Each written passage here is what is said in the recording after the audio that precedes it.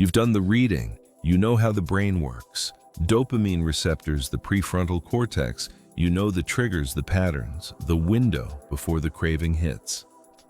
You know more about your own psychology than most people will ever know. And you are still here.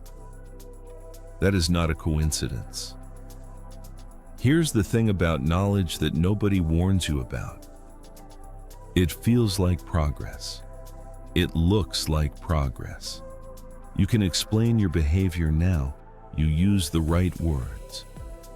And somewhere in that understanding, the advocate of addiction found his newest home. Because knowledge without distance is just a better story.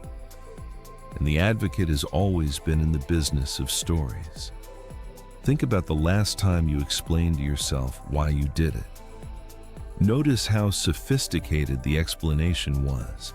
The stress response, the dopamine deficit, the nervous system dysregulation, all accurate, all true, all completely beside the point. Explanation is not the same as change. Understanding why you do something does not stop you from doing it. It just makes the doing feel more acceptable, more inevitable. The advocate of addiction loves a man who understands himself, because that man has stopped being surprised, and a man who is no longer surprised by his own behavior has quietly given it permission. This is the trap at the center of self-awareness. The more you understand your patterns, the more familiar they feel, and the more familiar they feel, the less urgent it becomes to change them. You start to observe yourself instead of interrupting yourself.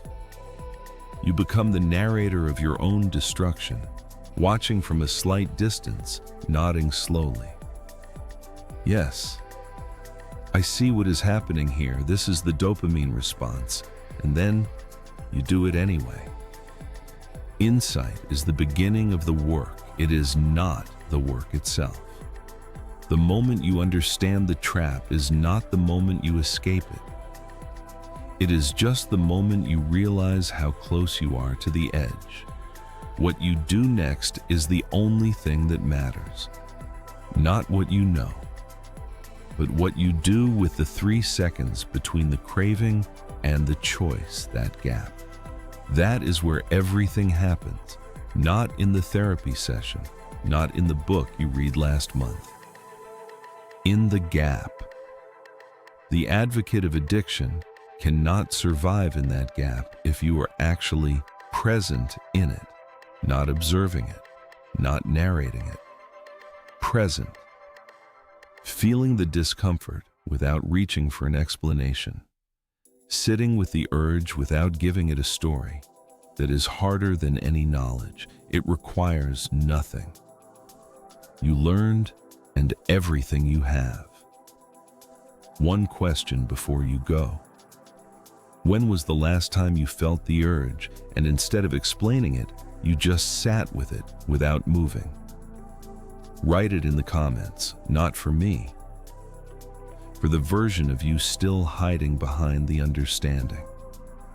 Subscribe to the Internal Advocate.